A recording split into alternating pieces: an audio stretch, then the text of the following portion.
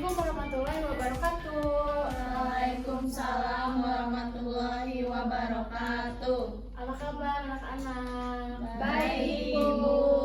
Gimana liburannya kemarin? Coba kita ceritain liburan kamu kemarin selama 2 hari. Enggak seru sih, Bu. Karena aku di rumah aja. Oh, di rumah aja. Ada yang jalan-jalan nggak sama keluarganya? Aku, Ibu. Kemana nih? Ke Taman Safari. Wah, keren sekali aku nih. Ada apa di Taman Safari? Ada gajah. Wah, keren ya. Oke. Sebelum lanjut ke materi, Ibu mau ada satu orang dulu yang pimpin doa. Boleh, Indri?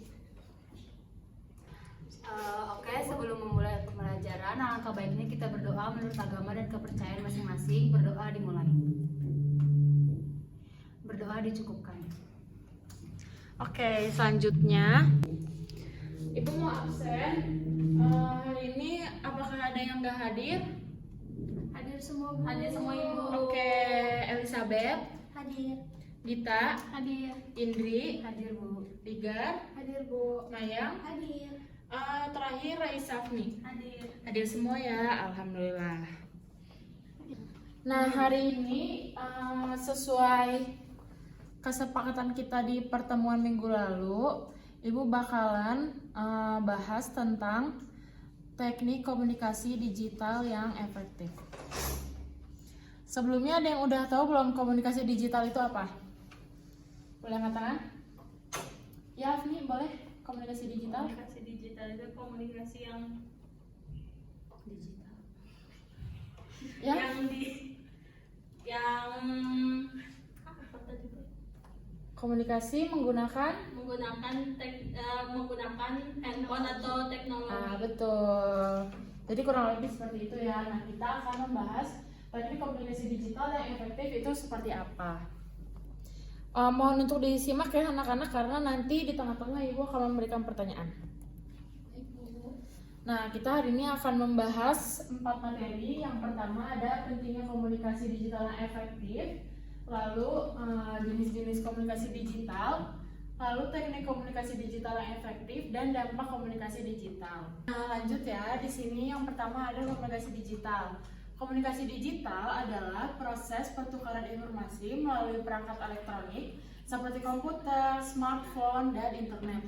Jadi benar ya tadi jawaban Mayang sama Afni itu yang pakai teknologi gitu. Terus apa sih pentingnya? Yang pertama itu mempermudah dan mempercepat komunikasi. Terus memperluas jangkauan komunikasi, meningkatkan efisiensi dan efektivitas komunikasi, mendukung kolaborasi dan kerja tim, dan membangun dan memelihara hubungan. Coba Ibu mau tanya ke Elizabeth, tadi pengertian komunikasi digital itu apa? Jadi komunikasi digital itu adalah proses pertukaran informasi melalui perangkat elektronik seperti komputer, smartphone, dan internet. Lalu selanjutnya ada jenis dibagi menjadi 3 berdasarkan platform, berdasarkan tujuan, dan berdasarkan arah. Jadi yang berdasarkan platform itu kayak email, media sosial, aplikasi pesan instan, kayak misalkan yang udah sering banget kita pakai ya pasti itu WA, Line gitu, atau Telegram. Terus konferensi video seperti Zoom meeting yang suka kita pakai kalau kita lagi kelas online seperti itu. Lalu berdasarkan tujuan itu bisa untuk komunikasi bisnis, komunikasi personal, dan komunikasi edukasi. Contohnya komunikasi bisnis itu misalkan kita mengirim email kepada mitra perusahaan. Lalu komunikasi edukasi itu misalkan kita memberikan pesan yang berisi materi kepada murid-murid kita. Lalu Ibu mau tanya coba ke Mayang, berikan contoh komunikasi personal itu apa sih? Kalau menurut aku komunikasi personal itu seperti komunikasi dengan orang tua, Bu. Oke, betul Mayang. Nah, yang terakhir itu berdasarkan arah. Ada komunikasi satu arah, komunikasi 2 arah, dan komunikasi multi arah. Komunikasi satu arah itu contohnya kayak misalkan guru lagi mengajar dengan menggunakan metode ceramah, itu kan satu arah ya.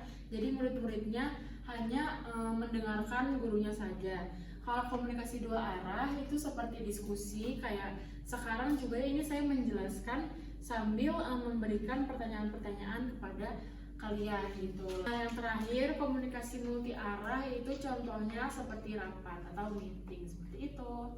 Lalu selanjutnya ada dampak komunikasi digital, itu terbagi menjadi dua, yaitu positif dan negatif. Yang pertama itu yang positif, dampaknya adalah bisa mempermudah komunikasi. Itu udah pasti banget ya, dengan adanya teknologi sekarang itu kita menyampaikan pesan kepada orang lain itu bisa menjadi sangat mudah dan cepat. Mungkin nggak nyampe 1 detik gitu, pesan kita udah bisa nyampe ke orang yang kita chat gitu. Terus memperluas jangkauan informasi. Dengan internet itu kita bisa mencari apa saja yang kita perlukan, yang kita ingin tanyakan, yang kita ingin tahu. Misalkan seperti ingin membuat tugas tapi kita perlu bantuan gitu ya, kita bisa mencari di internet.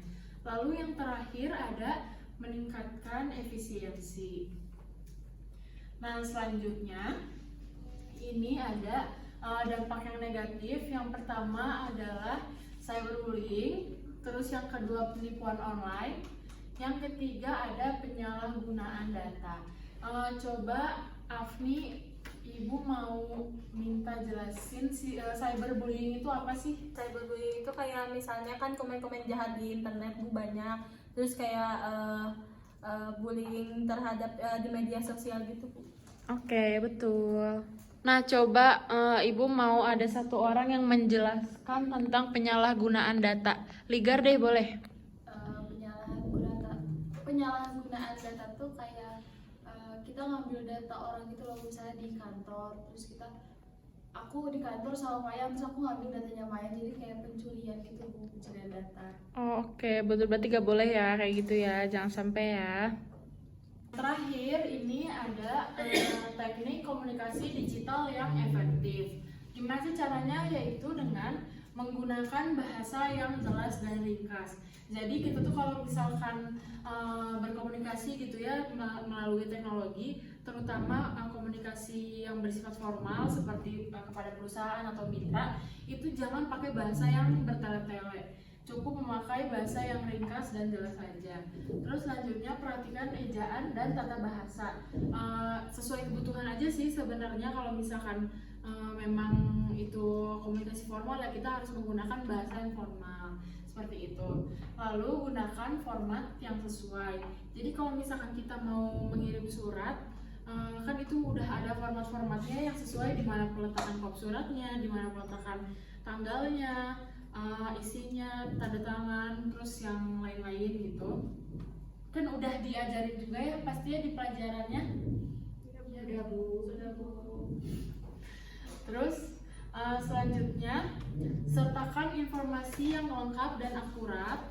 Jadi jangan sampai si pesan itu tuh membuat miskomunikasi dan jadinya malah makin ngelama-lamain gitu.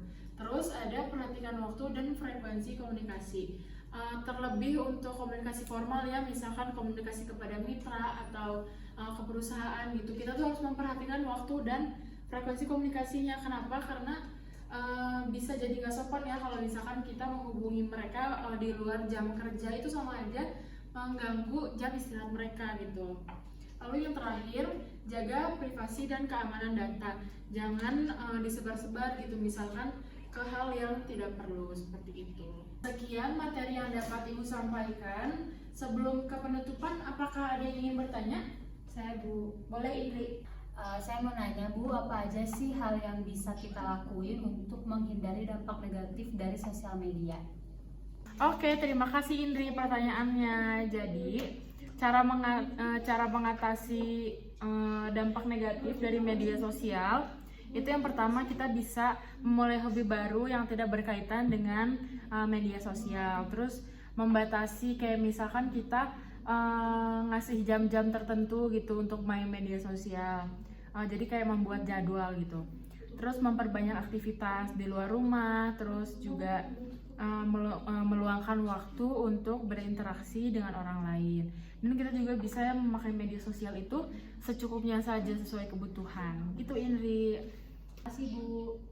Alhamdulillah anak-anak, pembelajaran hari ini sudah selesai. Sebelum Ibu tutup, Ibu mau ada satu orang yang menyimpulkan apa yang udah tadi Ibu sampaikan.